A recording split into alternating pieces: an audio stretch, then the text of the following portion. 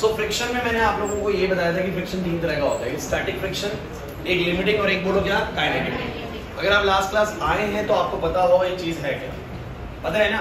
तो सबसे पहली बात तो मुझे बताओ, फ्रिक्शन एक तरह का है रिएक्शनरी फोर्स है, एक्शन लगेगा तभी रिएक्शन मिलेगा। फिर आपको ये पता है जो उसका रिएक्शन मिलता है वो सेल्फ एडजस्टिंग नेचर का होता है, मतलब आप जितना एक्शन बढ़ाते हैं उतना ही आपको बोलो क्या मिलने लग जाता है, बोलो पीछे से रिएक्शन। लेकिन जो सेल्फ एडजस्टमेंट है उसकी एक लिमिट आप जानते हैं, उस लिमिट के बाद वो सेल्फ एडजस्टमेंट नहीं बढ़ती है, जिसको हमने नाम दिया था लिमिटिंग फ्रिक्शन का। नहीं आ रहा, नहीं आता ऐसा कुछ भी, अरे ऐसे तो पढ़ाया लास्ट क्लास हमने।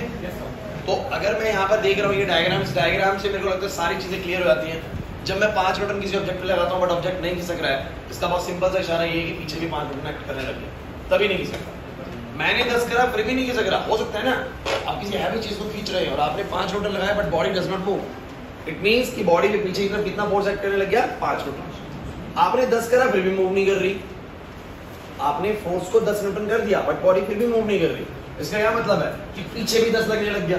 मतलब फ्रिक्शन अपने आप को आपके लगाए हुए फोर्स के अकॉर्डिंग सेल्फ एडजस्ट करता है, क्योंकि आप फोर्स बढ़ा रहे हैं बट बॉडी मूव नहीं कर रही है, सिंपल सी बात है। और बॉडी मूव ना करने का एक ही मतलब हो सकता है कि उस पर लगे हुए फोर्सेस बोलो क्या हो चुके हैं, बैलेंस हो चुके हैं। क्या हो चुके हैं, बैलेंस। आपने 15 न्यूटन लगाया बट बॉडी फिर भी मूव नहीं हो रही, हो सकता है ऐसा आप भारी चीज को खींच रहे हैं, आप फोर्स बढ़ा रहे हैं बट बॉडी मूव नहीं कर रही। हाँ, एक सर्टेन फोर्स के बाद तो मूव करेगी। आपने 15 लगाया बॉडी मूव नहीं कर रही, इसका मतलब पीछे भी 15 हो गया। आपने 20 करा पीछे 20 हो गया, मूव नहीं कर रही। आपने 25 करा फिर भी मूव नहीं कर रही, इसका मतलब पीछे भी कितना हो गया, 25 हो गया। लेकिन जैसे ही आपने 26 किया बॉडी मूव करना स्टार्ट कर दी, इसका मतलब पीछे 25 के बाद नहीं बढ़ी, वैल्यू 25 की रहेगी मैक्सिमम। दे दे दे और चार्जर दे दिया ना, नहीं उसका इसका एक बार दे दिया।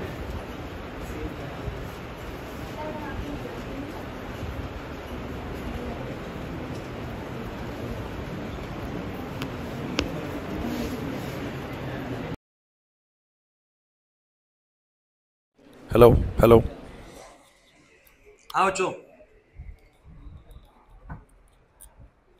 सो मैंने तुम लोगों को बताया था जब तक बॉडी मूव नहीं करती तब तक फ्रिक्शन अपने आप को सेल्फ एडजस्ट करता है, और तब तक के फ्रिक्शन को बोलो क्या बोलते हैं, स्टैटिक फ्रिक्शन। याद आया कुछ, नहीं आया याद? जो नहीं भी आए थे ना वो भी थोड़ा सोचेंगे तो पता लग जाएगा कि आप किसी एक बाहरी से बेड को खींच रहे हो, तो आप जब फोर्स लगाते हो तो क्या जरूरी है कि आपके फोर्स लगाने से खिंच जाए? हो सकता है ना आपने फोर्स लगाया बट वो नहीं खिंचा, नहीं खिसका, वहां से मोशन नहीं हुआ। तो आपने ये बात तो पढ़ी थी ना कि किसी बॉडी पे फोर्स लगने के बावजूद उसका मोशन नहीं हो रहा, तो इसका मतलब उस पर लगने वाले फोर्स बोलो क्या हो चुके हैं, बैलेंस हो चुके हैं। तो आपने 5 लगाया नहीं मूव कर रहा, इसका मतलब पीछे 5 हो गया होगा। आपने आगे 10 लगाया बट फिर भी मूव नहीं कर रहा, इसका मतलब पीछे भी 10 हो गया होगा। इसका मतलब फ्रिक्शन अपने आप को बोलो क्या करता है, सेल्फ एडजस्ट करता है। क्या करता है बोलो, सेल्फ एडजस्ट। आपने 15 करा नहीं मूव करा, इसका मतलब पीछे ही 15 हो गया होगा। ऐसे करते करते आप 25 न्यूटन तक गए, उसने भी अपने आप को 25 कर लिया और बॉडी मूव नहीं करी। बट जैसे तुमने 25 से फालतू किया, 26 न्यूटन किया, बॉडी ने चलना स्टार्ट कर दिया। इसका मतलब वो मैक्सिमम कितना तक जाता है बोलो, 25 तक जाता है, उसके बाद वो नहीं जाता। इसीलिए बोलते हैं फ्रिक्शन अपने आप को सेल्फ एडजस्ट करता है, बट उस सेल्फ एडजस्टमेंट की एक लिमिट होती है, उसको बोलते हैं लिमिटिंग फ्रिक्शन। याद आया कि नहीं आया? जब तक बॉडी रुकी हुई है कौन सा फ्रिक्शन होता है बोलो, स्टैटिक। जब बॉडी मतलब ने स्टैटिक फ्रिक्शन की जो मैक्सिमम वैल्यू होती है उसको बोलो हम क्या बोलते हैं, लिमिटिंग फ्रिक्शन। और चलते वक्त बॉडी पे जो फ्रिक्शन लगता है वो क्या होता है बोलो, काइनेटिक। और मैंने आपको बताया था कि काइनेटिक फ्रिक्शन लिमिटिंग से थोड़ा सा बोलो क्या होता है, कम होता है। अब ये बात ये कैसे कम होता है क्या नहीं होता बच्चों, लास्ट क्लास आपसे तसल्ली से हुई है तो उसको मैं डिस्कस दोबारा नहीं करूंगा। जिन बच्चों ने नहीं अटेंड करा है, गो थ्रू द वीडियोस, आपके पास यूट्यूब पे वीडियो डली हुई है इसकी, आप जाओ वहां पर चैनल से उठाओ और देखो उसको, ठीक है। तो छुट्टी करो तो एक अपनी आदत बनाओ कि वीडियो कवर करके आओ, ये मैंने आपको बोला हुआ है, तब जाके आपको फायदा होगा। टॉपिक फ्रिक्शन तो देखो स्टार्ट हो चुका है, काफी सारी चीजें इसमें हो चुकी है, अब आज उसी पे हमें बात करनी है, तो मैं थोड़ा और आगे चलूंगा बच्चों। तो एक बड़ी जरूरी बात करते हैं बच्चों, which friction is acting when the body is at rest? चलो आंसर कर दो जल्दी। Which friction is acting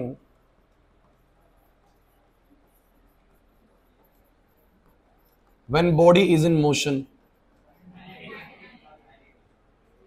तो जब रेस्ट पे होती है कौन सा फ्रिक्शन काम कर रहा होता है, स्टैटिक फ्रिक्शन, पता है ना। और बाद में कौन सा काम करता है मोशन के दौरान,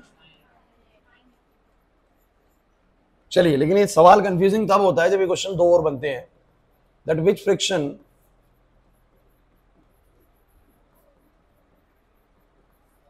is responsible for motion of a body. Body के मोशन के लिए कौन सा फ्रिक्शन रिस्पॉन्सिबल है? बोलो भाई। काइनेटिक।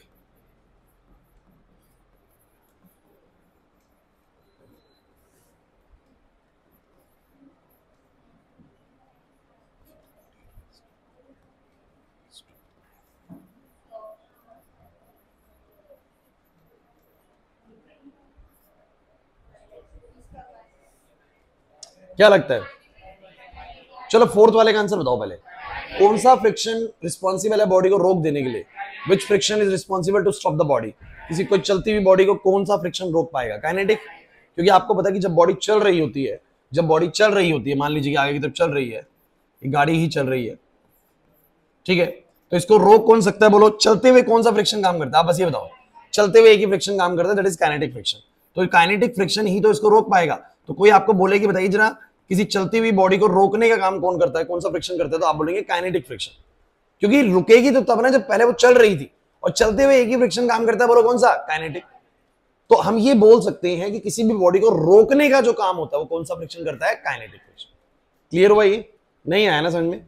मैंने बोला which friction is responsible to stop the body. Body को रोकने के लिए कौन रिस्पॉन्सिबल है? तो रोकने के लिए तो वही रिस्पॉन्सिबल होगा जो चलते हुए लग रहा था। चलते हुए एक ही लग रहा था, बोलो कौन सा? काइनेटिक। तो उसी ने रोका होगा पक्का। तो इसका आंसर बोलो क्या आएगा? Kinetic friction. लेकिन ऊपर वाला क्वेश्चन बढ़ो भाई, which friction is responsible for the motion of a body? Body के मोशन के लिए कौन सा फ्रिक्शन रिस्पॉन्सिबल है? बड़ा इंपॉर्टेंट है भाई। लिमिटिंग है स्टैटिक, वैसे तो एक ही चीज है, लिमिटिंग मैक्सिमम वैल्यू है उसकी। लेकिन आपका क्या कहना है कि मतलब स्टैटिक और काइनेटिक में आंसर करो। स्टैटिक और काइनेटिक में कौन सा फ्रिक्शन बॉडी को चलाने के लिए रिस्पॉन्सिबल है? काइनेटिक। क्लास के कितने बच्चों के अकॉर्डिंग इसका आंसर काइनेटिक जाएगा? जो भी आपको लगता है आपको उसके लिए हैंड रेज करना है। कितने बच्चों के अकॉर्डिंग इसका आंसर काइनेटिक जाएगा? Sir kinetic. चलो, कितनों को ऐसा लगता है कि चलाने के लिए सर स्टैटिक रिस्पॉन्सिबल है? चलाने के लिए स्टैटिक रिस्पॉन्सिबल है। स्टैटिक। ओके, मैं क्या लगता है? Kinetic static? काइनेटिक लगता है। ओके, सो काफी सारे बच्चों को काइनेटिक लगता है और काफी सारे बच्चों को स्टैटिक लगता है, मिक्स्ड है। मतलब ज्यादातर बच्चे लेकिन काइनेटिक की तरफ फेवर में। ये एक बात हो, एक बॉडी को ना चलाना है, मतलब पहले वो रेस्ट पे होगी, पहले वो किस पे होगी बोलो? और उसको चलाना है, मोशन में लेके आना है उसको। तो रेस्ट में जोन सा फ्रिक्शन लग रहा था उसी ने तो चलाया होगा उसको एक तरीके से, स्टैटिक। लेकिन आपको अक्सर बात समझ में नहीं आई, समझाता हूं। देखो इसका अगर वैसे याद करने वाली बात हो ना तो बहुत सिंपल सी चीज क्या है, याद करना तो ऐसे है, किसी चलती हुई चीज को रोकना है, तो रोकने के लिए कौन है? चलते हुए कौन सा फ्रिक्शन लग रहा है? काइनेटिक। तो काइनेटिक नहीं रोका होगा सर। और रेस्ट से मोशन में लाना है, तो मोशन के लिए कौन सा रिस्पॉन्सिबल होगा? तो रेस्ट में कौन सा लग रहा था? स्टैटिक लग रहा था, तो स्टैटिक ही उसको मोशन में लाया होगा। लेकिन बड़ी अटपटी सी बात लगती है कि how static friction helps us to मतलब मूव द ऑब्जेक्ट ना। किसी बॉडी को चलाने के लिए स्टैटिक फ्रिक्शन कैसे रिस्पॉन्सिबल हो सकता है सर? तो ये बात ना मैंने किसी दिन पहले बीच में क्लास में करी भी थी कि विदाउट स्टैटिक फ्रिक्शन हम चल भी नहीं पाएंगे बच्चों। क्यों नहीं चल पाएंगे? उसका बहुत सिंपल सा रीजन, समझने की कोशिश करते हैं कैसे। मान लो बच्चों ये एक पहिया है, समझना, ये एक पहिया है, गाड़ी का पहिया है। अब गाड़ी का पहिया जो है ना, आगे की तरफ गाड़ी जाना चाहती है। जब गाड़ी आगे की तरफ जाना चाहती है तो कौन बच्चा बताएगा कि गाड़ी का पहिया किस तरफ जाएगा? ऐसा तो नहीं कहेंगे गाड़ी का पहिया भी यूं घूमेगा। गाड़ी का पहिया चलो आगे जाएगा मान लेता हूं, लेकिन गाड़ी का पहिया घूमेगा इस तरफ से, ऐसे घूमेगा। अच्छा ऐसे घूमेगा तो इसका लास्ट वाला पॉइंट मुझे बताना जरा, किस तरफ जाना चाह रहा है? पीछे। इस पहिए का जो लास्ट पॉइंट जो मतलब ग्राउंड से टच है वो कहां जाने की कोशिश कर रहा है? बोलो पीछे। उसकी इंटेंशन पीछे जाने की है। और फ्रिक्शन आपको पता है हमेशा जो बॉडी कांटेक्ट में होती है उसी के ऊपर बोलो क्या लगाता है? फोर्स लगाता है। कोमल इधर देखो भी, देखो मत। तो मैंने बोला कि गाड़ी का पहिया पीछे जाने की कोशिश कर रहा है, this is the intention of motion, this is the intention of motion. और फ्रिक्शन क्या करेगा? जब पहिए को देखेगा ये वाला पॉइंट पीछे जाने की कोशिश कर रहा है, तो फ्रिक्शन कैसे काम करेगा? इसके अपोजिट काम करेगा, विपरीत दिशा में। और फ्रिक्शन इस पॉइंट को बेसिकली लॉक कर देगा। क्या कर देगा बोलो? लॉक। भी लॉक कर रहे हैं, क्या कॉन्सेप्ट है? एक बार कोई कड़ा दिखाओगे बच्चा, कड़ा दिखाओ, कड़ा, कोई भी कड़ा दे दो, वापस कर दूंगा मैं। तो मान लो कि भाई ये गाड़ी का पहिया है, ठीक है, और इसके अंदर ये वाला जो पॉइंट है ना जिसको मैंने ऐसे पकड़ रखा है, ये ग्राउंड से कांटेक्ट में है। अब जब गाड़ी का पहिया आगे जाने की कोशिश कर रहा है, गाड़ी आगे जाने की कोशिश कर रही है, पहिया ऐसे घूम रहा है, तो नीचे वाला पॉइंट पीछे जाने की कोशिश कर रहा है, और जब पीछे जाने की कोशिश करेगा तो फ्रिक्शन उसको रोकने के लिए इस तरफ काम करेगा, और ये पॉइंट क्या हो जाएगा, मेरे अकॉर्डिंग लॉक हो जाएगा। लॉक क्यों ऋषभ? इधर, क्योंकि ये वाला पॉइंट जाना चाह रहा है पीछे। ऋषभ इधर से देखो, ये वाला पॉइंट जाना चाह रहा है इधर से, ये पॉइंट इधर जाना चाह रहा है, फ्रिक्शन उसको लॉक कर रहा है ऐसे, तो ये पॉइंट बोलो क्या हो गया, लॉक हो गया। अब देखो उसका लॉक होना क्यों जरूरी है, क्योंकि जब ये लॉक होगा ना तभी ये गाड़ी आगे, ये पहिया जो है ना वो आगे की तरफ मूव कर पाएगा। कैसे, मैं समझाता हूं। ये पॉइंट लॉक होगा, सुनते रहना अगले 1 मिनट, ये पॉइंट लॉक होगा तभी गाड़ी आगे बढ़ पाएगी, फिर थोड़ी देर में कोई और पॉइंट लॉक हो जाएगा। अगर सोचो कि लॉक ना हो, सपोज करो कि लॉक ना हो, इसने पीछे जाने की कोशिश करी और फ्रिक्शन ने उसको लॉक नहीं करा, तो पता है क्या होगा, ये आगे जाना चाह रहा है और ये साथ ही साथ कहां चला जाएगा बोलो, पीछे घूम जाएगा, तो ये पहिया यहीं घूमता रहेगा। समझना मेरी बात को। जैसे कीचड़ में फंसता है, कीचड़ में जब पहिया फंसता है तो क्या होता है, एक ही जगह पर गोल गोल गोल गोल गोल गोल क्या करता रहता है, घूमता रहता है। क्यों? क्योंकि आगे वाला जब आगे जाने की कोशिश कर रहे हैं ना, तो इस वाले को थोड़ी देर के लिए बोलो क्या होना पड़ेगा, लॉक होना पड़ेगा, तब ये पहिया ऐसे करके आगे बढ़ पाएगा, फिर कोई नेक्स्ट पॉइंट लॉक होगा। लेकिन अगर इसने आगे बढ़ा और ये पीछे घूम गया, ये आगे बढ़ा और ये पीछे घूम गया, तो ये पहिया यहीं पर ही घूमता रहेगा। समझने की कोशिश करना। कीचड़ में या लुब्रिकेंट सरफेस पे, मान लीजिए कहीं इस टाइलों पे मैं बहुत सारा ऑयल गिरा दूं, बहुत लुब्रिकेंट सरफेस बना दूं इसको, तो पहिया यहां पर ऐसे ही घूमता रहेगा। क्यों? क्योंकि जब इसका नीचे वाला पोर्शन पीछे जाने की कोशिश करेगा तो फ्रिक्शन उसको लॉक, तो ये आगे जाने की कोशिश कर रहा है, ये साथ साथ पीछे घूम गया, तो ये यहीं घूमता रहेगा, ये यहीं घूमता रहेगा। अगर गाड़ी को आगे बढ़ने तो क्या होना जरूरी है बोलो, जब ये आगे जाने की कोशिश करे तो ये बोलो क्या हो जाए, वहां पर लॉक हो जाए। ये क्या हो जाए बोलो, तो पहिया इस तरीके से आगे बढ़ेगा, थोड़ी देर बाद कोई दूसरा पॉइंट लगेगा, फिर ये आगे बढ़ेगा, ऐसे कर करके जो पॉइंट सरफेस के कांटेक्ट में होता है फ्रिक्शन उसको पकड़ के रख लेता है, आगे वाला आगे चला जाता है। समझने की कोशिश करना, फिर नेक्स्ट पॉइंट लॉक होता है। ये बात यहां से अगर तुम्हें थोड़ी सी कम समझ में आती है तो मैं एक और इसको समझाने की कोशिश करता हूं। आप लोग सब रास्ते से चलते हुए आते हैं, आप जरा अपना मोशन देखना कैसा होता है। आप जिस भी समय चल रहे होते हैं, आपकी पूरी बॉडी है, देखना जरा क्या होने वाला है। सुना यहां पर, जब आप चलते हैं तो आप अपने पैरों को जरा बताना, पैरों से जमीन पे किस तरफ फोर्स लगाते हो। मैं इस तरफ चल रहा हूं, मैं बताओ पैरों से किस तरफ फोर्स लगा रहा हूं, आगे लगा रहा हूं पीछे लगा रहा हूं, पीछे लगा रहा हूं। सुना ऐसे ही होता है, जब हम चल रहे होते हैं, जब मैं आगे की तरफ चल रहा हूं तो मेरे पास क्या हो रहा है, जमीन पे मैं बार बार कहां की तरफ फोर्स लगा रहा हूं, पीछे की तरफ। अच्छा, जब मैं पीछे की तरफ फोर्स लगा रहा हूं तो फ्रिक्शन क्या कर रहा है पता है आपको, आपके इस पैर को ना लॉक करता है। समझने की कोशिश करना क्या होने वाला है। मेरे पैर दिख नहीं रहे आप लोगों को, लेकिन जिस समय मैं पैर से जमीन को ऐसे पीछे की तरफ धकेलता हूं तो फ्रिक्शन क्या करता है, क्योंकि मैं पीछे धकेल रहा हूं तो फ्रिक्शन मुझ पे आगे फोर्स लगाता है और मेरे पैर को बोलो क्या कर देता है, लॉक कर देता है। तो आप देखते हैं जिस समय आप आगे फॉरवर्ड करते हैं ना तो आपका एक पैर रुक जाता है, बिल्कुल भाई, ये पैर रुक जाता है, ये हो गया लॉक। समझना, ये हो गया लॉक। अपर बॉडी आगे की तरफ जाती है, जाती है जाती, तो अपर बॉडी आगे की तरफ जाती है, फिर अपने पैर आप उठा लेते हैं उसके कॉन्टेक्ट से, फिर नेक्स्ट पॉइंट आपका लॉक हो जाता है, फिर लॉक होता है, अपर बॉडी आगे बढ़ती है। लेकिन सोचो अगर ये नीचे वाला पैर लॉक ना हो तो, लॉक ना हो तो मतलब क्या, आपने पीछे फोर्स लगाया, सोचो लुब्रिकेंट सरफेस है, यहां पर तेल गिरा पड़ा है, ऑयल गिरा पड़ा है, आपने पीछे की तरफ फोर्स लगाया, फ्रिक्शन ने लॉक नहीं करा, तो क्या हुआ पता है आपको, ये पैर गए आपके पीछे, आगे वाली बॉडी गई आगे, और आप इसी जगह पे ऐसे गिर जाएंगे। होगा कि नहीं होगा? दिमाग लगाओ मैं क्या कहना चाह रहा हूं। तो अगर ग्राउंड पे स्टैटिक फ्रिक्शन ना हो तो क्या मैं चल पाऊंगा? मैं चल ही नहीं पाऊंगा। अगर वो फ्रिक्शन ना हो जो उसको लॉक करे, जो उसको रोक दे, तो मैं यहां से मोशन कर ही नहीं सकता। मोशन होने के लिए किसका होना जरूरी है? फ्रिक्शन का होना जरूरी है। अगर इस दुनिया में फ्रिक्शन ना होना तो हम मोशन कर ही नहीं सकते हैं। समझो इस बात को, क्योंकि अगर आप चल रहे हैं ना तो वो फ्रिक्शन की मदद से चल रहे हैं। रोड पे फ्रिक्शन है इसलिए चल पा रहे हैं आप लोग। ऐसे सरफेस पे जहां पर ये टाइल है, यहां पर मैं बहुत सारा ऑयल गिरा दूं, क्या आप चल पाएंगे? आप चलने से भी डरेंगे, क्योंकि आपके दिमाग को ये बात पता है कि जब मैं पैरों से पीछे की तरफ इसको धकेलूंगा, जब मैं पैरों से जमीन को पीछे की तरफ धकेलूंगा तो मेरे को फ्रिक्शन इस मेरे पैर को लॉक नहीं करेगा। क्यों नहीं करेगा? आपने पीछे धकेला, फ्रिक्शन है ही नहीं, तो उसने लॉक नहीं करा, आपका पैर लॉक नहीं हुआ, आपका पैर पीछे गया, आपकी अपर बॉडी आगे गई। बोलो वहीं की वहीं गिर जाओगे, नहीं गिर जाओगे? होता है कि नहीं होता ऐसा? स्लिपरी सरफेस पे क्या होता है, आप चलते हैं तो ये पैर पीछे जाता है, बॉडी आगे जाती है, गिर जाते हैं आप लोग। लेकिन रोड पे क्यों नहीं गिरेंगे बोलो? क्योंकि आपने अपने पैरों से कहां धकेला जमीन को? पीछे की तरफ। और जब पीछे की तरफ धकेला तो वो जा ही नहीं रहा पीछे। क्यों नहीं जा रहा? क्योंकि फ्रिक्शन ने बोलो क्या कर दिया, उसको लॉक कर दिया।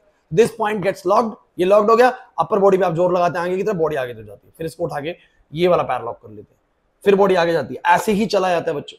बार बार फ्रिक्शन की रिक्वायरमेंट होती है ताकि हमारी जो लोअर बॉडी है, जो नीचे का पोर्शन है, वो बेसिकली लॉक हो जाए, ताकि मेरी अपर बॉडी आगे मूव कर सके। अगर अपर आगे मूव करी, पीछे भी, और नीचे वाली पीछे मूव करेगी, तो फिर तो आप पहिए की तरफ वहां पर वहीं घूमेंगे ना। समझे कि नहीं समझे? तो आपको एक बड़ा इंपॉर्टेंट क्वेश्चन, ये क्वेश्चन आएगा तो भैया ऐसे ही पूछेगा वो आपसे कि कौन सा फ्रिक्शन रिस्पॉन्सिबल है मोशन के लिए। और बच्चा मोशन देखते ही टिक करता है काइनेटिक फ्रिक्शन। वो गलती करता है यहाँ पर। मोशन मतलब उनके दिमाग में काइनेटिक चलता है, तो वो काइनेटिक फ्रिक्शन टिक करते हैं। बट मोशन के लिए रिस्पॉन्सिबल फ्रिक्शन बोलो कौन सा है? Static friction. कितनों को समझ में नहीं आया? हैंड रेज करो जल्दी से। सबको आ गया समझ में? क्या चलो क्वेश्चन तो बस ऐसे ही पूछेगा, वो समझाने वाला पैटर्न मैंने आपको बता दिया। खुशी नहीं आई बात समझ में? तो मैंने बोला यहां पर कौन सा फ्रिक्शन आएगा, बोलो आंसर में। अच्छा भाई देखो, डोंट बी कंफ्यूज, जब बॉडी रेस्ट पे होती है तो कौन सा फ्रिक्शन लगता है? बॉडी को मोशन में लाने के लिए कौन सा फ्रिक्शन रिस्पॉन्सिबल है? फिर गलत बोल रहे हो, सुना ही नहीं। मैंने क्या बोला? जब बॉडी रेस्ट पे होती है तो कौन सा मोशन लगता है? लिमिटिंग। हाँ नहीं, ले भाई जल्दी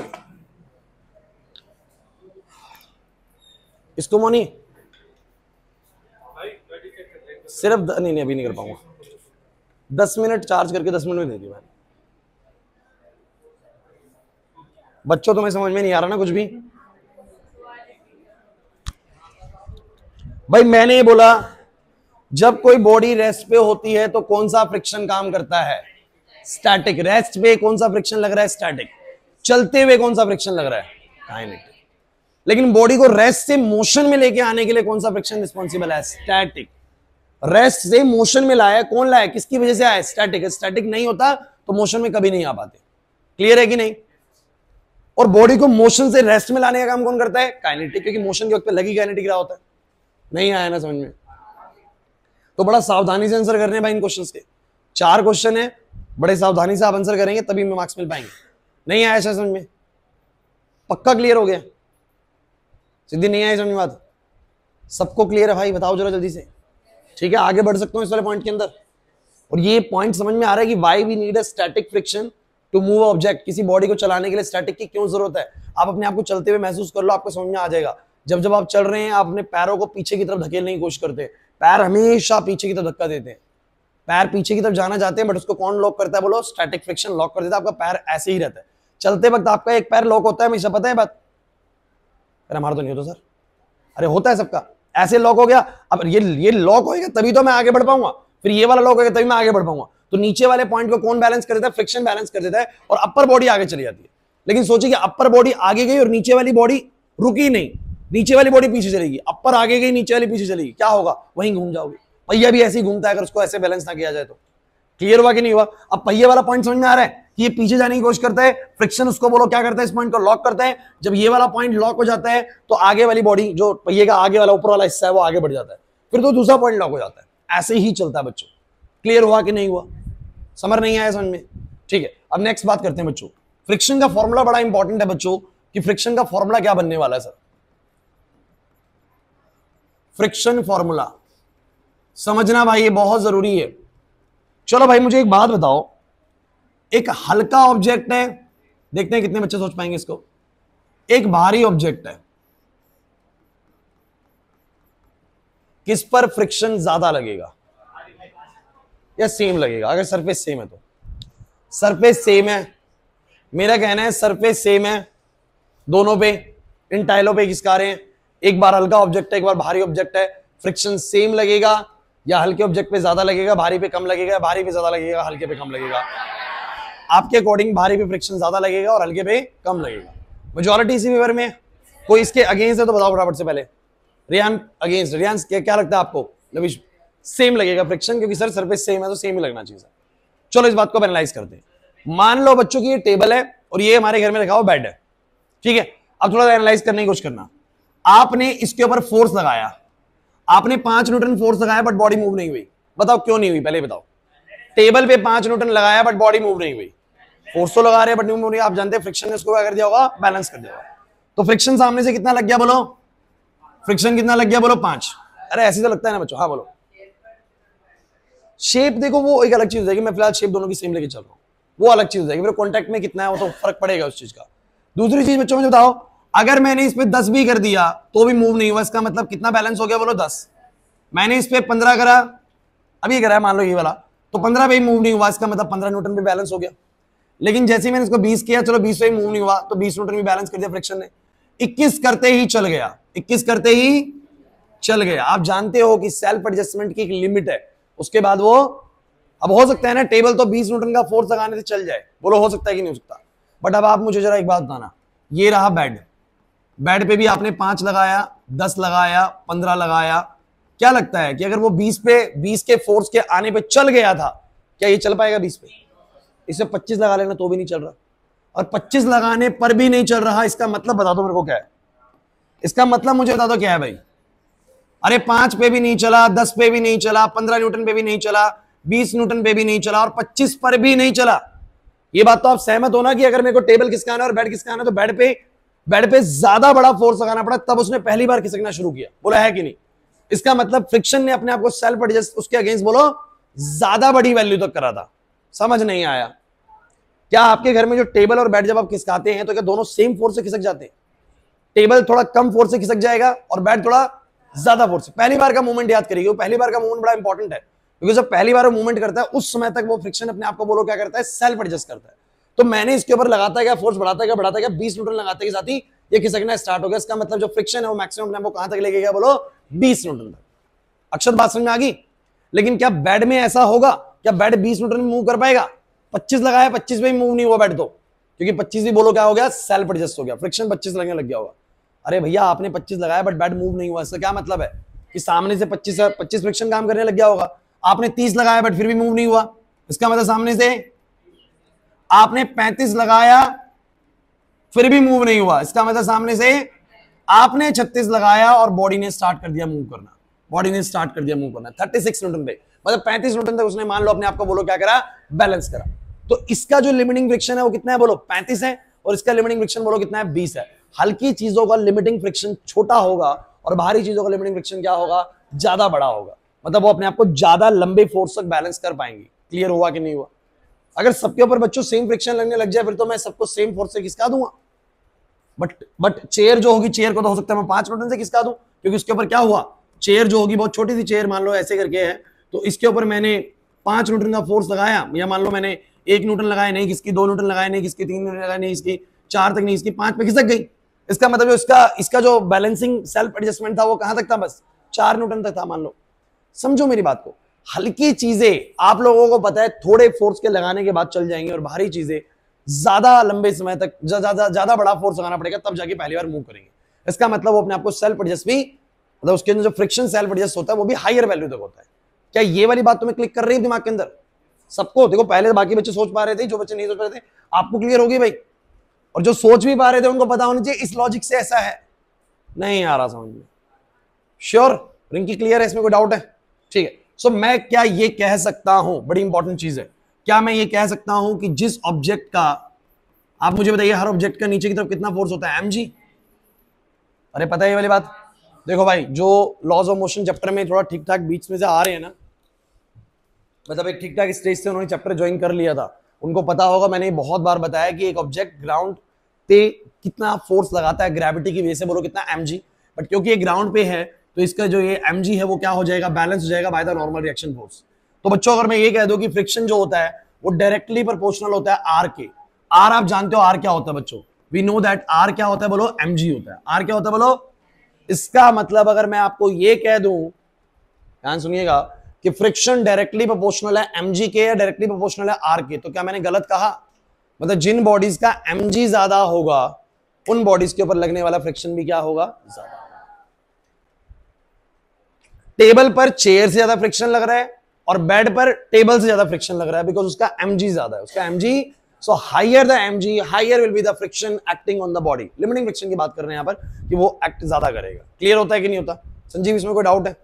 और बेड की बजाय पे क्या मान लो और कोई बहुत बड़ी चीज को तुम खिसका रहे हो, है ना, ट्रक को खिसकाने की कोशिश कर रहे हो, तो वो तो हो सकता है कि 35 न्यूटन, क्या वो हो सकता है कि आप 80 न्यूटन तक फोर्स लगाएं तब तक भी ना खिसके। तो सोचिए ना, आपने 80 न्यूटन लगाया बट खिसक ही नहीं रहा, इसका मतलब उसके ऊपर फ्रिक्शन भी अपोजिट से कितना काम करने लग गया, 80 का। सेम सरफेस पे रखी हुई चीजें ऐसी, सेम सरफेस पे टेबल को रख दो, बेड को रख दो, एक ट्रक रख दो यहाँ पर। अब ट्रक को फोर्स लगाते वक्त मैंने ये पाया कि 80 न्यूटन तक लगा दिया बट फिर भी मूव नहीं कर रहा। क्या मतलब है इसका? कि सामने से भी कितना लग गया होगा, 80 लग गया होगा। इसका मतलब ये अपने आप को सेल्फ एडजस्ट 80 तक भी कर रहा है, फ्रिक्शन यहाँ पर 80 तक भी जा रहा है। क्लियर हुआ कि नहीं हुआ? 81 में मूव करना स्टार्ट हो गया। तो सबका जो सेल्फ एडजस्टमेंट लिमिट होता है वो सबका बोलो क्या होता है, अलग अलग होता है। हल्की चीजों का थोड़ा कम होगा सेल्फ एडजस्टमेंट। इस सेल्फ एडजस्टमेंट वो बच्चे समझ पा रहे हैं जो लास्ट क्लास आए हैं। आप जानते हैं कि फ्रिक्शन अपने आपको सेल्फ एडजस्ट करता है और एक सर्टेन लिमिट तक एडजस्ट करके उसके बाद बढ़ना बंद हो जाता है। तो टेबल हो सकता है 20 न्यूटन तक सेल्फ एडजस्ट कर पाए अपने आपको, बेड अपने आप को कहां तक कर पाया, बोलो 35 न्यूटन तक, और ट्रक ने बोलो कहां तक करा, 80 न्यूटन तक। मतलब friction is directly proportional to mg। mg यानी बोलो क्या, r। अरे क्लियर हुआ कि नहीं हुआ भाई? दूसरी बड़ी इंपॉर्टेंट चीज है बच्चों, अब ये बहुत इंपॉर्टेंट है, सुनना। इसके बाद एक प्रोपोर्शनैलिटी कांस्टेंट आता है जिसको हम म्यू बोलते हैं, मेरा आपसे एक छोटा सवाल है, ये जो टेबल है कितने न्यूटन से खिसक गई बताओ जरा, 20 न्यूटन इसका लिमिटिंग फ्रिक्शन है। आपको पता है 20 के बाद अगर आपने 20.1 भी करा ना, ये मूव कर जाएगी। मतलब जो सेल्फ एडजस्टमेंट है फ्रिक्शन की, बोलो कहां तक है, 20 तक है। यार मुझे एक बात बताओ, इधर रखी हुई टाइल पे टेबल, इधर तो इसका सेल्फ एडजस्टमेंट 20 है। मेरे को बताओ अगर मैं ये सेम टेबल ले जाऊं रोड पे, सेम टेबल कहां ले जाऊं, रोड पे, और ये बोलो क्या है, टाइल है, ये टाइल है, ठीक है, चलो टाइल क्या इसको नीचे बना देता हूं। ये रोड का केस है, ये रोड का केस है, और ये यहां पर कैसा सरफेस है बोलो, टाइल वाला सरफेस है। अब आप जानते हैं कि टाइल और रोड में थोड़ा फर्क है, रोड थोड़ी खुरदुरी ज्यादा है और टाइल थोड़ी सी प्लेन है, प्लेन सरफेस है। अब आप मुझे बताइए, यहां जब मैंने फोर्स लगाया तो मैंने 5 लगाया, नहीं खिसकी। अरे ऐसा नहीं, टाइल पे मैं यहां पर 5 लगाऊं खिसक जाएगी, 5 लगाया नहीं खिसक रही, नहीं खिसक रही, क्या मतलब है, सामने से कितना लग गया, 5। मैंने 10 लगाया नहीं खिसकी, 15 लगाया नहीं खिसकी, इसका मतलब क्या है, सामने 10 लग गया, जब 15 लगाया 15 लग गया, 20 लगाया नहीं खिसकी। लेकिन जैसे ही मैंने 20.1 किया, चलना स्टार्ट होगी, क्योंकि वो 20 ही रह गया। समझ रहे कि समझ रहे, अरे 20.1 करूं, 20.01 करूं, चल जाएगा। तो इसका जो लिमिटिंग फ्रिक्शन है बोलो कितने का, 20 का है। अब मेरा आपसे सवाल है कि सेम टेबल को मैं ले गया बाहर रोड पे और सेम एक्सपेरिमेंट करके देखा मैंने 5 लगाया, मैंने 5 लगाया, नहीं चली, मैंने 10 लगाया, नहीं चली, 15 लगाया, क्या मतलब है इनका, 20 लगाया। अब हमें लगा टेबल तो वही है, मास तो वही है, एमजी तो उतना ही लग रहा हो, चाहे यहां रख लो चाहे वहां रख लो, एमजी तो सर उतना ही लग रहा होगा। बिल्कुल सही बात है बच्चों, एमजी तो उतना ही लग रहा होगा। लेकिन मैं उसको बाहर ले गया और मैंने पाया कि 20 लगाया नहीं चली, और बच्चों मैंने 21 लगाया तो भी नहीं चली। अब इसका मतलब क्या है, इसका मतलब सर सरफेस भी डिसाइड करता है कि लिमिटिंग फ्रिक्शन की वैल्यू हायर होगी या। दो बातें पकड़नी है बच्चों, एक ऑब्जेक्ट का वजन, एक ऑब्जेक्ट का बोलो क्या वजन, दूसरी चीज सरफेस। तो अगर सरफेस खुरदुरा है ना, तो इसका मतलब क्या होगा कि जो इसका लिमिटिंग फ्रिक्शन का वैल्यू जाएगा, लिमिटिंग फ्रिक्शन आप जानते हैं जहां तक वो अपने आपको मैक्सिमम लिमिट तक लेके आता है, वो वैल्यू हायर होगा। मतलब यहां पर मैंने 25 करा तो भी नहीं खिसकी, समझना मेरी बात को, तो इसका मतलब 25 भी बोलो क्या हो गया, सेम ऑब्जेक्ट का रोड पे 25 न्यूटन तक भी मूवमेंट नहीं हो रहा, अंदर टाइलों पे कितने पे हो गया, 20 न्यूटन पे हो गया। वहां समझ में आ रही मेरी बात। इसका मतलब ये अपने आपको सेल्फ एडजस्ट हायर वैल्यू तक करता है, सेल्फ एडजस्ट हायर वैल्यू तक करता है, ठीक है। वही दे दो किसी बच्चों को, मैं ले लूंगा बीच में, ध्यान ले लो। अच्छा उसके बाद मैं क्या हुआ, ले लूंगा अपने पास ही रखो, विशेष ले लूंगा भाई। जब मैंने इसके ऊपर 30 करा तो इसने भी 30 कर लिया, और ये हुआ ये कि 30.1 पे चलना स्टार्ट हो गया, क्योंकि ये भी 30 पे रुक गया। तो लेकिन मुझे एक बात क्लियर हो गई, सेम टेबल को मैं टाइलों पे चलाता हूं, सेम टेबल को मैं रोड पे चलाता हूं, एमजी दोनों केस में सेम होता है, बट लिमिटिंग फ्रिक्शन की वैल्यू सेम। इसका मतलब लिमिटिंग फ्रिक्शन सरफेस पर भी डिपेंड करता है। किस पर डिपेंड करता है बोलो, सरफेस पर भी। उसके लिए एक फैक्टर लेके आए बच्चों, इसको म्यू बोलते हैं। This mu is the coefficient of friction, and this value या बोलते हैं it depends on the nature of surface. It depends on the nature of surface. ये वैल्यू डिपेंड करती है सरफेस के नेचर पर। मेरी बात को अच्छे से सुनने की कोशिश करना, ये वैल्यू डिपेंड करती है सरफेस के नेचर पर कि भैया ये वैल्यू कितनी होगी। अगर मेरे पास रफ सरफेस है, सुनते चलिएगा, for smooth surface mu is lower and for rough surface mu is higher। अगर रफ सरफेस का म्यू ज्यादा होगा तो उस पर लगने वाला फ्रिक्शन भी बोलो क्या होगा, ज्यादा होगा, भले ही mg दोनों का बोलो क्या हो, सेम हो, बट जो रफ सरफेसेस होते हैं उनका म्यू ज्यादा होता है, इसलिए इनके ऊपर फ्रिक्शन की वैल्यू भी क्या मिलती है बोलो, ज्यादा मिलती है। अच्छा ये कौन सा फ्रिक्शन होता है, मान के चलिए लिमिटिंग फ्रिक्शन होता है। कौन सा होता है बोलो, लिमिटिंग, क्योंकि वही मैक्सिमम फ्रिक्शन होता है जो बॉडी पे एक्ट करता है। क्लियर है कि नहीं मेरी बात समझो। तो आपको एक बात समझ में आनी चाहिए अब तक, पता है क्या, सबसे पहले तो आपने क्या ऑब्जर्व किया, टेबल पर कम फ्रिक्शन लगता है और बेड पर। ये कैसे पता लगा आप लोगों को, क्योंकि आपने दोनों को खिसका के देखा घर पे और पता लगा कि बेड पे ना ज्यादा बड़ा फोर्स लगाना पड़ा उसको पहली बार खिसकाने के लिए। इसका मतलब उसमें जो सेल्फ एडजस्टमेंट हुई थी वो ज्यादा बड़ी वैल्यू तक हुई थी। क्लियर था बच्चों को। इसका मतलब higher the mass, higher the mg, higher will be the friction. Is it okay. Second thing, मैंने सेम दो ऑब्जेक्ट्स को एक बार टाइल के सरफेस पे रखा और एक बार मैंने बाहर रोड के सरफेस पे रखा और उनको चलाने की कोशिश करी, तो पता लगा दोनों में जो सेल्फ एडजस्टमेंट हुई थी फ्रिक्शन की वो एक जैसी नहीं हुई थी। थोड़े जो प्लेन सरफेस था ना उस पर जल्दी चल गया ऑब्जेक्ट, और जो रफ सरफेस था उस पर देर में चला, मतलब ज्यादा बड़े फोर्स के बाद चला। इसका मतलब वहां पर फ्रिक्शन बोलो क्या होता है, ज्यादा होता है for the same mass of object. Clear हुआ कि नहीं वंश? इसका मतलब एक और फैक्टर है जो कि म्यू होता है बच्चों, जो कि सरफेस का फैक्टर होता है, ये भी आपको बताया जाएगा हर बार। तो अगर म्यू कम है तो इसका मतलब फ्रिक्शन कम है, और म्यू ज्यादा तो फ्रिक्शन बोलो क्या है, ज्यादा है। डोंट वरी, अगर आप जानना चाहते हैं कि म्यू एग्जैक्टली बताता क्या है, मैं वो भी आपको बताता हूं, लेकिन अभी पहले आप एक बात क्लियर करें। अच्छा, तो मेरा एक छोटा सा सवाल है आप लोगों से। अब हल्की गाड़ी रोड पे चल रही है और एक भारी गाड़ी रोड पे चल रही है, सेम रोड पे चल रही है, ठीक है? अब आप जरा बताइए ज्यादा सेफ कौन सी है? अगर बाहर फिसलने का खतरा है ना, या मान लीजिए कि रोड पे ज्यादा रफनेस नहीं है, तो मुझे आप जरा बताने की कोशिश करें, हल्की गाड़ी सेफ है या भारी गाड़ी सेफ? भारी गाड़ी सेफ। क्यों भाई? क्योंकि भारी गाड़ी का mg बोलो क्या होगा, ज्यादा होगा, तो उसका जो फ्रिक्शन होगा उसके ऊपर बोलो कैसे एक्ट करेगा, ज्यादा। भले ही दोनों गाड़ियां सेम रोड पे चल रही हैं, सरफेस दोनों के लिए म्यू बोलो, दोनों के लिए बोलो क्या है, सेफ, लेकिन जिसका आर ज्यादा होगा उसके ऊपर फ्रिक्शन बोलो क्या होगा, ज्यादा। और अगर फ्रिक्शन ज्यादा है तो आप सेफ महसूस करेंगे, ध्यान रखना हमेशा। फ्रिक्शन ज्यादा है तो आपके गिरने के चांसेस बोलो क्या होंगे, कम होंगे, क्योंकि आपको बच्चों रोकता भी कौन है, फ्रिक्शन, चलाता भी कौन है, फ्रिक्शन। क्लियर हो रहा है कि नहीं हो रहा? तो फ्रिक्शन का होना दोनों सूरत हाल में जरूरी है। समझ में आ रहा है कि नहीं आ रहा? अगर गाड़ी बहुत हल्की हो तो वो रोड से वो कांटेक्ट ही नहीं बना पाएगी, उसका एमजी बहुत कम होगा, फ्रिक्शन बहुत कम लगेगा, और वो शायद रुकेगी भी नहीं। तो किसी ने सोचा कि नैनो को अगर 120 की स्पीड में चला दिया जाए तो उसका रुकना बहुत मुश्किल है। समझिए क्यों? क्योंकि उसका एमजी बहुत, अगर एमजी कम है, समझने की कोशिश करना, हंसने वाली बात, इंपॉर्टेंट चीज है ये, अगर उसका वजन बहुत कम है तो उसके ऊपर फ्रिक्शन भी बोलो कैसा लगेगा, कम लगेगा, इसलिए इसको रोकना इतना आसान नहीं रहेगा। बट ये ऑन द अदर हैंड अगर बहुत हैवी कार है फॉर्च्यूनर जैसी, तो क्या होगा, वजन बहुत ज्यादा है, बोलते हैं ना, उसको बहुत तेज चलाने पर भी दिक्कत नहीं लगेगी, सेफ फील होता है। क्यों भाई? सिंपल सी बात है, उसका वजन बहुत ज्यादा है, उसके ऊपर फ्रिक्शन बहुत ज्यादा एक्ट करता है, इसे रुकती भी जल्दी है। क्लियर हुआ कि नहीं हुआ? समझ में आ रहा है? तो मेरी बात को समझने की कोशिश करना। फ्रिक्शन का फॉर्मूला सब बच्चे याद करें, म्यू आर होता है। क्या होता है बोलो? Mu R. और इस म्यू आर में भी मैं आपको एक बात ऐड कर देता हूं, यही म्यू आर को मैं और क्या लिख सकता हूं, थोड़ा सा मैं इसको हटा रहा हूं, बताता हूं बच्चों। आर को मैं बोलो क्या बोल सकता हूं, mg। बच्चों म्यू सब सरफेस का अलग अलग होता है, किसी का ये बोलेंगे 0.1, किसी का बोलेंगे 0.2, किसी का बोलेंगे 0.3। जिसका 0.3 बोल रहे हैं इसका मतलब ज्यादा रफ सरफेस है, जिसका 0.1 बोल रहे हैं वो कम रफ सरफेस है। अच्छा, आप लेकिन ये कहेंगे सर लेकिन कुछ तो ये 0.1 0.2 बताता होगा ना, मन में ये भी सवाल होगा कुछ बच्चों के, सर ये व्हाट डज दिस 0.1 को बोले कि mu is 0.1 for this surface. कोई सरफेस है उसका म्यू बोल दिया 0.1 है, कोई सरफेस है उसका म्यू कितना बोल दिया बोलो 0.1 है, कोई दूसरा सरफेस है उसका म्यू कितना बोल दिया 0.2 है। अगर मन में ये इच्छा है कि सर ये क्या है ये 0.1 और 0.2, तो मैं ये बता देता हूं, एक्चुअली ऐसे ही बताएगा आपको 0.1 और 0.2। तो सुन लीजिए, आप मुझे एक बात बताओ, थोड़ा सा मुश्किल लग सकता है लेकिन ढंग से सुनोगे तो आ जाएगा समझ में, थोड़ा सा टिपिकल पार्ट है वाला, थोड़ा सा टिपिकल है। आप मुझे बताइए इस ऑब्जेक्ट का मास m है, तो नीचे कितना फोर्स होता है, mg। इस mg को कौन बैलेंस करता है बोलो, r। तो तुम जानते हो r होता है न्यूटन में, r किस में होता है, न्यूटन में। न्यूटन में कैसे?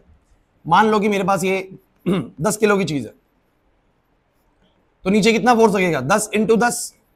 अरे 10 इंटू 10 कैसे हो गया? अरे भैया m हो गया 10 और g हो गया 10, बोलो कितना फोर्स लगेगा? ये ऑब्जेक्ट 100 न्यूटन लगा रही है तो r भी कितना मिलता है, 100। ये मैं बहुत बार बता चुका हूं आप लोगों को, बॉडी 100 न्यूटन नीचे लगा रही है बट नीचे थोड़ा मूव कर रही है, बैलेंस कर देता है उसको नॉर्मल डायरेक्शन पर, तो r भी कितना है बोलो 100। r भी कितना है बोलो 100। अगर आप ध्यान से फॉर्मूले को देखें ना, फॉर्मूला है ये, फॉर्मूला है ये, ढंग से सुनना, ढंग से सुनना, आ जाएगा समझ में। तो म्यू क्या है बोलो, म्यू है F बाय आर। और सोचो कि अगर मैं R को 1 न्यूटन ले लूं, कितना ले लूं बोलो, सोचो R को 1 ले लूं, R को कितना ले लूं बोलो 1, तो म्यू किसके बराबर आएगा बोलो, F के। म्यू किसके बराबर आएगा बोलो, F के। So what is mu actually? Sir mu किसी सरफेस का क्या होता है, it is equal to the friction, it is equal to the friction acting on the body when the normal reaction force is 1 newton. when the normal reaction force is, समझ नहीं आया, दोबारा सुनो, मुझे बस ये बता दो क्लास में कोई बच्चा कि 1 न्यूटन फोर्स कितने मास की बॉडी लगाएगी, ये बताओ फटाफट से। कोई बॉडी 1 न्यूटन फोर्स नीचे की तरफ कब लगाएगी, जब वो 100 ग्राम की होगी।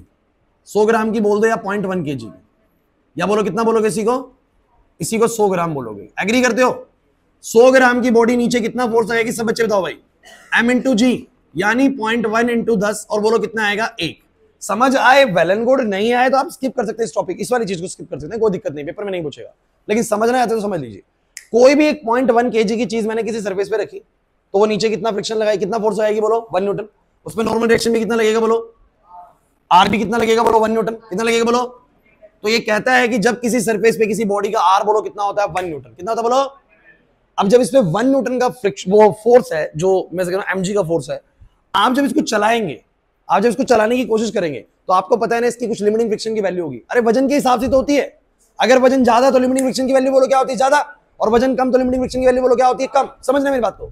तो किसी भी सरफेस के लिए 1 न्यूटन का जब फोर्स उस बॉडी पे लग रहा होता है, मतलब उसका वजन 1 न्यूटन होता है, कितना होता है बोलो, 1 न्यूटन। जब उसका वजन कितना होता है बोलो, 1 न्यूटन, उस समय जो उसके ऊपर फ्रिक्शन एक्ट करता है वो उसकी वैल्यू क्या होती है बोलो, म्यू होती है। उस वैल्यू को बोलो हम क्या बोलते हैं, coefficient of friction is nothing but it is the friction acting on a body having a normal reaction force of 1 Newton, having a normal reaction force of, समझो मेरी बात को। अगर किसी ने बोला है, सुन लो ढंग से, अगर किसी ने बोला है कि किसी सरफेस का म्यू 0.1 है, पता है क्या बताना चाह रहा है कि वो बॉडी पर 0.1, इस सरफेस का 0.1 है ना, इसका मतलब पता है क्या है कि यहां पर अगर एक 100 ग्राम की बॉडी होगी या फिर एक 0.1 केजी की बॉडी होगी तो उसको चलाने के लिए कितना हमें फोर्स लगाना पड़ेगा, कितना बोलो, 0.1 न्यूटन। कितना लगाना पड़ेगा बोलो, पॉइंट।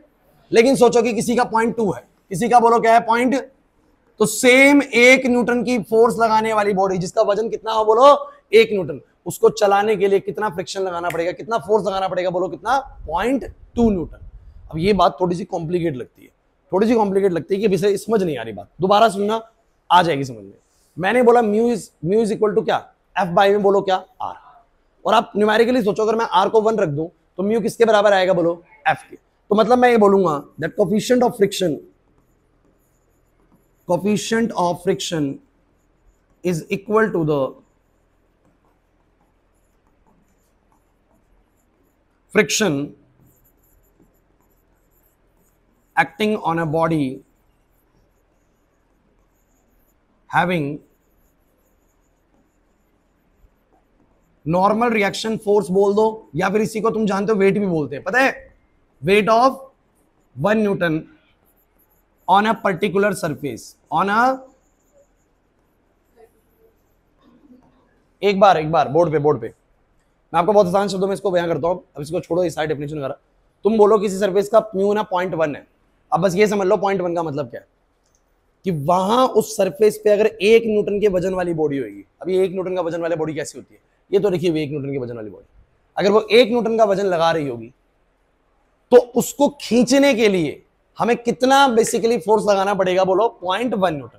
आप जानते हैं कि पहला खींचने के लिए, जैसे मैंने बोला था बेड को टेबल को खींचने के लिए कितना लगाना पड़ रहा है, 20, बेड को खींचने के लिए कितना लगाना पड़ रहा है, 35, ट्रक को खींचने के लिए कितना लगाना पड़ रहा है, 80, पहली बार खींचने के लिए। तो आप ये बोलेंगे कि जिस सरफेस का 0.1 हमारा म्यू है, 0.1 हमारा बोलो क्या है, म्यू है, उस सरफेस पे अगर 1 न्यूटन के वजन वाली कोई बॉडी होगी तो उसको खींचने के लिए कितना फोर्स लगाना पड़ेगा बोलो, 0.1 न्यूटन। या आप ये कह सकते हैं कि उस सरफेस पर जो फ्रिक्शन जो मैक्सिमम एडजस्ट करता है अपने आप को, सिर्फ कितना कर पाता है बोलो, 0.1 कर पाता है। कितना कर पाता है बोलो, 0.1 न्यूटन का फ्रिक्शन उसके ऊपर मैक्सिमम एक्ट कर पाता है 1 न्यूटन की बॉडी पे। कितने बोलो, 1 न्यूटन की बॉडी पे मात्र 0.1 कर पाता है। लेकिन समझो किसी सरफेस का 0.2 है, इसका क्या मतलब है कि वही बॉडी अगर मैं इस सरफेस पे ले गया, तो इसने अपने आप को कहां तक सेल्फ एडजस्ट किया बोलो, 0.2 तक। कहां तक किया बोलो, इसका मतलब थोड़ा ज्यादा रफ सरफेस है, मतलब थोड़ा ज्यादा। अब आया कुछ बच्चों को समझ में। एक और समझो, किसी सरफेस का म्यू ना 0.4 है या 0.3 है। अब बताओ क्या मतलब है कि सेम 1 न्यूटन वाली बॉडी को मैं इधर लेके गया तो इसने अपने आप को कहां तक सेल्फ एडजस्ट किया बोलो, 1 न्यूटन वाली बॉडी को लेके गया इस सरफेस पे, इसने अपने सेल्फ एडजस्ट किया 0.3 तक। कितने तक बोलो, 0.3 तक। और इसीलिए तुम्हारा फॉर्मूला पता है कैसे बना हुआ है, फॉर्मूला समझना बच्चों, शायद सारी बातें समझ में आ जाएंगी तुम लोगों को। फॉर्मूला समझना, फॉर्मूला बना हुआ है F इक्वल्स टू में म्यू mg। जैसे कि मुझे बताओ सब बच्चे, मैं आपसे लॉजिकल आंसर पूछता हूं, अगर पहले वाले सरफेस का म्यू ना 0.1 है, इस वाले का म्यू 0.1 है, आपने क्या समझा कि अगर 1 न्यूटन के वजन वाली बॉडी है तो उसके ऊपर कितना सेल्फ एडजस्टमेंट मैक्सिमम होने वाला है, 0.1। तो सोचो अगर 1 न्यूटन की ना होगी, ये 10 न्यूटन की होती तो कितना लगता, 1 न्यूटन। सोचो ये 20 न्यूटन की होती तो कितना लगता, 20 इंटू में 0.2 कर दे 2 न्यूटन आता। यहां से भी वही आएगा। ये बता के देखो 0.1 क्या, म्यू क्या बताता है, म्यू बताता है कितना फ्रिक्शन सेल्फ एडजस्ट करेगा for 1 Newton of body, for 1 Newton of. और mg आपको क्या बताता है, mg आपको बताता है कि एग्जैक्टली कितने न्यूटन लग रहा है, एग्जैक्टली कितने न्यूटन। जैसे कि मान लो कि आपका मास है 2 kg, तो 2 इंटू में 10 कितना आएगा बोलो, 20 न्यूटन। तो अगर 1 न्यूटन पे लगा 0.1 तो 20 न्यूटन में कितना लगेगा, 20 गुना में 0.1 कितना लगेगा बोलो, 20 गुना में 0.1 यानी आएगा 2 न्यूटन। कितना आएगा बोलो, इतना कॉम्प्लिकेट कभी करना नहीं है, ये तो आपके मन की इच्छा है कि सर ये पॉइंट क्या, ये जो म्यू है हमें क्या बताता है। तो हमें थोड़ा कॉम्प्लिकेट वे में जाना पड़ रहा है और ये थोड़ा सा मुश्किल होता है बच्चों समझना। लेकिन अगर ध्यान से सुनो तो मैं आपको बताने की कोशिश कर रहा हूं बार बार।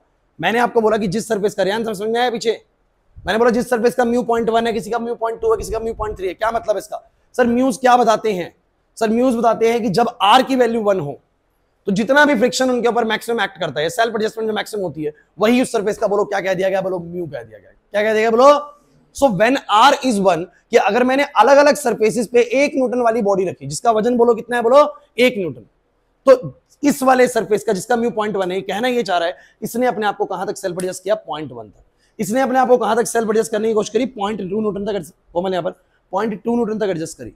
इसने अपने आप को कहां तक सेल्फ एडजस्ट किया? बोलो 0.3 तक। तो सबसे ज्यादा रफ सरफेस बोलो कौन सा है? 0.3 वाला। नहीं आया ना भाई? क्लियर हो रहा है मैं क्या कहना चाह रहा हूं? और आपको हाँ लिमिटिंग फ्रिक्शन होता है, हम लिमिटिंग की बात करते हैं यहां पर। काइनेटिक हम मेजर नहीं कर सकते बिल्कुल एक्यूरेटली, तो हम लिमिटिंग पे बात करते हैं। और लिमिटिंग काइनेटिक में बहुत बड़ा फर्क नहीं होता मैन, इसलिए हम बात कर सकते हैं वाली। क्लियर हुआ? सो गाइस एक छोटी सी बात सुनिए भाई, हो सकता है जो म्यू वाला पॉइंट है ना सब बच्चों को समझ नहीं आता, बट उसकी चिंता भी नहीं करनी, क्योंकि म्यू के बारे में ऐसे कभी कोई क्वेश्चन पूछेगा ही नहीं तुम लोगों से। तुम्हें बस इतना याद रखना है कि अगर एक ऑब्जेक्ट किसी सरफेस पे रखा हुआ है, चलो भाई जिसका मास बोलो कितना है? बोलो m है। सब बच्चे ये लास्ट बात सुनो, जिसका मास बोलो कितना है? m है। तो इसके ऊपर मैक्सिमम कितना फ्रिक्शन एक्ट करेगा? ये कहेंगे सर ये कौन सा फ्रिक्शन है? स्टैटिक है, लिमिटिंग है, काइनेटिक है? ध्यान रखना है लिमिटिंग फ्रिक्शन है। कौन सा फ्रिक्शन बोलो? जो मैक्सिमम वैल्यू फ्रिक्शन की उसके ऊपर एक्ट करेगी। तो कितनी करेगी? बोलो म्यू इंटू में आर। म्यू इंटू में, और आर को तुम लोग जानते हो बोलो क्या होता है? म्यू इंटू में क्या बोलो? mg। अब मुझे एक बात बताओ, अगर एग्जामिनर ने तुम्हें m दे दिया, g तुम्हें पता है और म्यू दे दिया, तो क्या तुम उसके ऊपर कितना मैक्सिमम फ्रिक्शन लगने वाला नहीं निकाल पाओगे? निकल जाएगा यार। लेकिन बस पता हो कि आया कैसे है।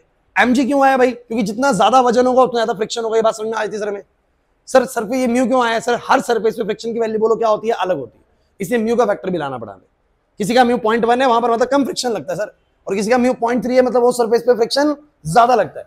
ये वैल्यूज आपको बताएगी जब एक एक न्यूटन के ऑब्जेक्ट को रख के हमने देखा ना हर एक सरफेस पे, तो हर एक सरफेस ने उसको सेल्फ एडजस्ट किया अलग अलग वैल्यू तक। किसी ने 0.1 न्यूटन तक सेल्फ एडजस्ट किया, किसी ने बोलो कहां तक? 0.2 तक, किसी ने बोलो कहां तक? 0.3 तक। क्योंकि ये बात आपने देखी थी टेबल, इस टाइलो वाले सरफेस पे 20 न्यूटन तक सेल्फ एडजस्ट हुआ था, रोड पे 35 न्यूटन तक हुआ था सेल्फ एडजस्ट। बोलो हुआ था कि नहीं हुआ था? तो वही बात मैं बस आपसे कर रहा हूं कि हर सरफेस ने अपने आप को जो सेल्फ एडजस्ट करना था 1 न्यूटन की बॉडी के लिए, सबने अलग अलग वैल्यू तक किया। वो वाली वैल्यू बोलो क्या होती है? उसकी म्यू होती है। और जब 1 न्यूटन के लिए अगर मान लो 0.1 है, 1 न्यूटन के लिए अगर मान लो 0.1 का सेल्फ एडजस्टमेंट है, तो भैया जब आपने बॉडी लेके आए हो 10 किलो की, कितने की लाए बोलो? 10 किलो की, तो 10 किलो तो फोर्स भी लगाएगी ना 100 न्यूटन का, तो 100 न्यूटन के लिए कितना हो जाएगा एडजस्टमेंट? जब 1 न्यूटन के लिए लगा 0.1, तो 100 न्यूटन के लिए कितना लगेगा बोलो? 10 न्यूटन लगेगा, फ्रिक्शन 10 न्यूटन हो जाएगा। क्लियर हुआ?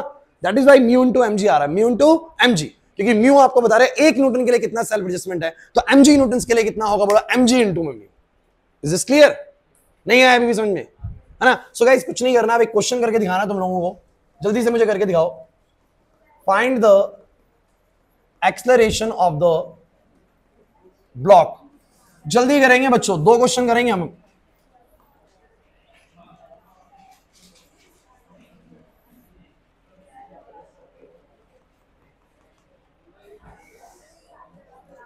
Find the acceleration of the block.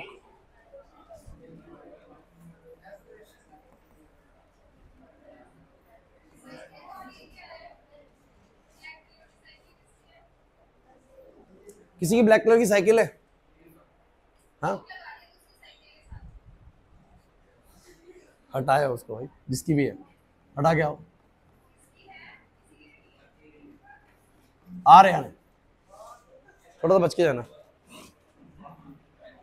जल्दी भाई।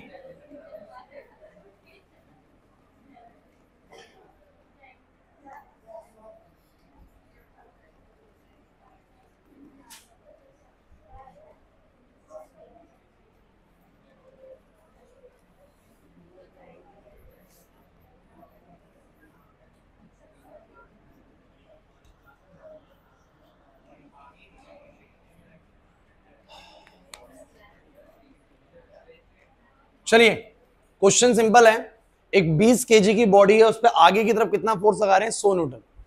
उस सरफेस का जो म्यू है, मतलब जो कोफिशिएंट ऑफ फ्रिक्शन है, वो है 0.1। तो आपसे पूछा गया है कि कितने से एक्सेलरेट करेगी, कितने से बोलो क्या करेगी? एक्सेलरेट करेगी।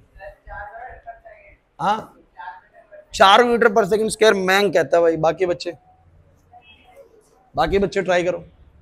ये देखो आगे कितना फोर्स है 100, कैलकुलेट करो पीछे कितना होगा, कैलकुलेट करो पीछे कितना होगा, फिर नेट पता लग जाएगा, नेट पता लग जाएगा। 100 क्यों होगा पीछे, नेट कितना होगा, नेट फोर्स पता लग जाएगा। नेट फोर्स किसके बराबर होता है, मास इनटू एक्सेलरेशन, वहां से एक्सेलरेशन आएगा। जल्दी करो, कितना 4 बहुत बच्चे बता रहे हैं बच्चों।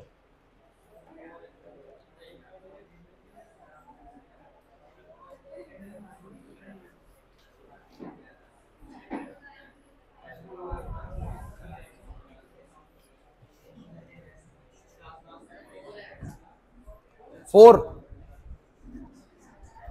देखो भाई संडे वाली क्लास मिस मत करना, बस मैं आपको ये बता रहा हूं। संडे वाले दिन मैं आपको जो रिपीट कराऊंगा ना पिछला कुछ वेक्टर्स का, उसके बिना आप आगे की चीज समझ में नहीं आएंगे इस चैप्टर में। तो आपको जो नए बच्चे हैं उनको तो खास करके मिस नहीं करनी संडे की क्लास किसी भी कीमत पे। कल मैं बता दूंगा सारा कुछ, कल मैं लिख के भेज दूंगा ग्रुप में कैसे कैसे बताएंगे उसका भी। मैं थोड़ा आगे पीछे करना पड़ेगा प्रैक्टिकल को, कैसे करोगे, नहीं तो बैकअप बहुत जरूरी है।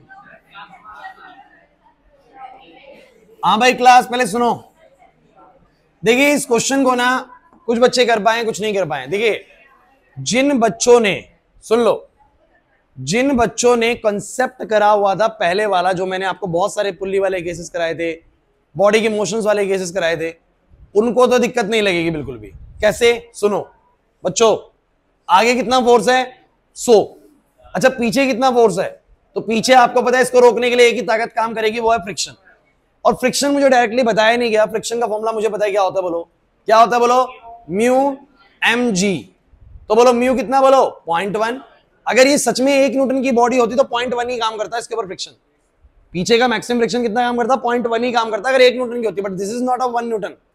ये कितने केजी की है, बोलो 20 केजी की, तो उसके ऊपर कितना लग रहा होगा, बोलो 20 गुना में 10।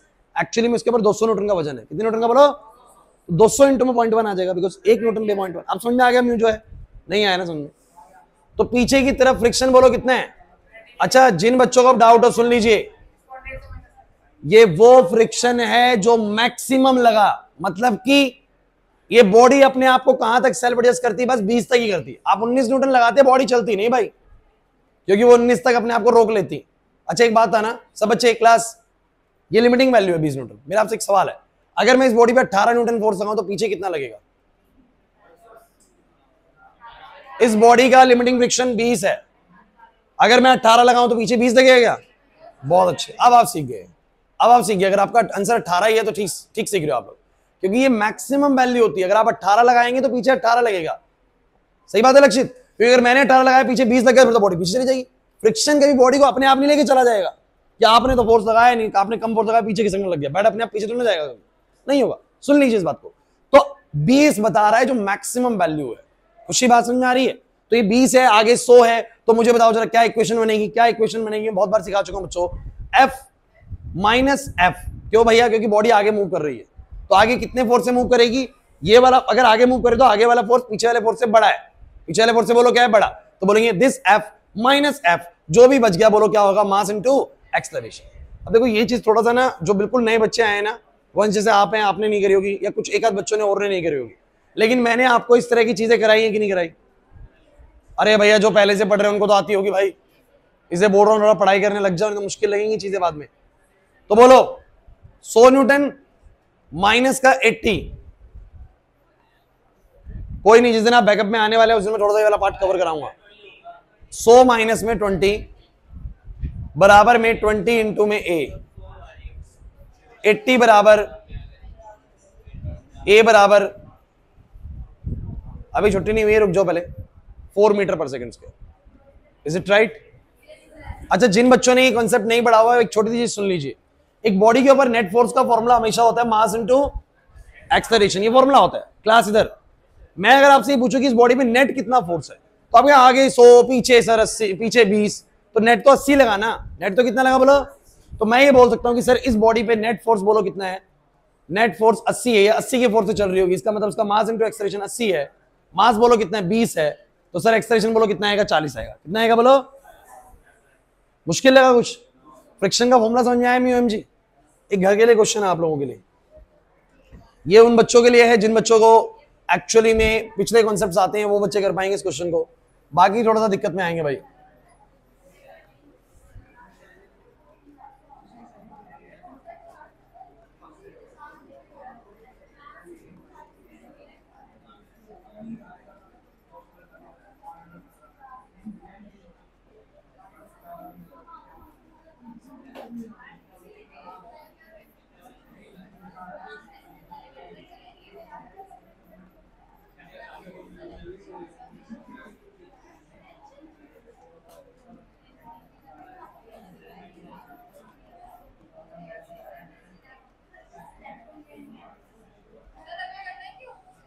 होमवर्क क्वेश्चन समझिए आप लोग। बस एक बात तो, सेम क्वेश्चन मैंने आपको करा रखा कि नहीं करा रखा, बस फर्क क्या है, फर्क क्या है, पहले मैं फ्रिक्शन बना बनाए दे रहा था कि फ्रिक्शन बच्चों 20 लग रहा है, इस बार फ्रिक्शन में बना बनाए नहीं दे रहा, तो बोलो कैसे निकालोगे फ्रिक्शन, कैसे निकालोगे, म्यू एम जी कैसे निकालोगे बोलो। तो म्यू तुम्हारे पास है और एम जी तुम्हारे पास हो सकता है 5 × 10 करके, नहीं आया ना, इजी है बिल्कुल। अरे कोई रॉकेट साइंस नहीं है भाई, बहुत सिंपल चीजें हैं ये, आप मुश्किल मत बनाइए, बहुत तसल्ली से सोचिए, आसान ही लगेंगी। बस थोड़ा सा कंसंट्रेशन लेवल अपना अच्छा रखिए क्लास के अंदर, प्लस थोड़ी सी घर जाके मेहनत अपनी अच्छी रखिए। ओए क्लास 2 मिनट देखो, आज हमने क्या करा, आज थोड़ा चीजें हमने ज्यादा करी हैं, ढंग से सुन लीजिए। सबसे पहले मैंने 1 मिनट का रिकैप है, सबसे पहले मैंने आपको सिखाने की कोशिश करी कि कौन सा फ्रिक्शन किस काम के लिए रिस्पॉन्सिबल है। सबसे पहली चीज, जब बॉडी रेस्ट पे होती है कौन सा फ्रिक्शन लगता है, स्टैटिक। मोशन के दौरान कौन सा लगता है, काइनेटिक। किसी बॉडी को मोशन से रेस्ट में लाना है तो कौन सा फ्रिक्शन रिस्पॉन्सिबल है, काइनेटिक। और रेस्ट से मोशन में लाना है तो स्टैटिक, क्योंकि रेस्ट के स्टैटिक ही लग रहा होता है। क्लियर हुआ, ये आंसर मेरे को लगता नहीं गलत करोगे आप लोग। उसके बाद आपको फ्रिक्शन का फॉर्मूला सिखाएगा कि फ्रिक्शन 2 चीजों पर डिपेंड करता है, एक तो वजन पे, ज्यादा वजन है तो फ्रिक्शन ज्यादा है, लॉजिक चीज है। घर पे जाके किसी भारी चीजों की आगे देखिए, किसी हल्की चीजों की आगे देखिए, आपको पता लग जाएगा भारी चीज का सेल्फ एडजस्टमेंट थोड़ा ज्यादा बड़ा था, बहुत ज्यादा फोर्स लगाने के बाद वो चलना स्टार्ट हुई। इसका मतलब सर भारी चीजों का फ्रिक्शन ज्यादा होता है, मतलब friction is directly proportional to mg। Clear हुआ कि नहीं हुआ। एंड सर वही बॉडी को मैंने एक बार प्लेन सरफेस पे रखा, एक बार रफ सरफेस पे रखा, तो फ्रिक्शन अलग अलग लगा। इसका मतलब हर सरफेस के ऊपर लगने वाला फ्रिक्शन भी क्या होगा बोलो, अलग अलग होगा। इसे एक और फैक्टर लेके आया जिसको हमने बोला म्यू। क्या बोला बोलो, it depends on the surface. Her surface का म्यू बोलो क्या होता है, अलग होता है। म्यू का अगर आपको मतलब समझ में आता है तो वेल एंड गुड, नहीं आता तो कोई टेंशन वाली बात नहीं है। लेकिन अगर आ जाता है तो बात सिर्फ इतनी सी थी कि 1 न्यूटन की बॉडी पे कोई भी सरफेस कितना मैक्सिमम सेल्फ एडजस्ट करेगा अपने आप को, वो उसकी म्यू की वैल्यू होती है। ये 1 न्यूटन की बॉडी के लिए वाला सरफेस अपने आप को 0.1 न्यूटन तक सेल्फ एडजस्ट करता है। ये वाला सरफेस 0.2, मतलब ज्यादा फ्रिक्शन है। ये कहां तक सेल्फ एडजस्ट करता है, 0.3 तक करता है। वही 1 न्यूटन की बॉडी को 0.3 तक सेल्फ एडजस्ट करता है, तो इसका फ्रिक्शन और ज्यादा है। नहीं है बात समझ। अब वो जरूरी थोड़ा आपके पास 1 न्यूटन की बॉडी, आपके पास जितनी न्यूटन की बॉडी है उसके हिसाब से आप म्यू को मल्टीप्लाई कर देंगे उस mg से, आपका नेट फ्रिक्शन आ जाएगा। क्लियर हुआ कि नहीं हुआ, पक्की बात है, आपको म्यू भी क्लियर हो गया है ना। उसके बाद बच्चों आप लोगों को इस तरह का क्वेश्चन कराएगा, मेरे को लगता है क्वेश्चन सिंपल है, और जिन बच्चों ने पिछला वाला कॉन्सेप्ट पढ़ा हुआ उनको ये भी आता होगा। अब चिंता मत करिए, संडे को मैं ये वाली कुछ चीजें आपको कराऊंगा, क्योंकि आगे की चीज तभी समझ में आएंगे, नहीं तो आपको आएंगे नहीं। क्लियर होता है यहाँ पर, सारा क्लियर हो गया आज का। बाकी मिलते हैं नेक्स्ट क्लास में, आज इतना ही है।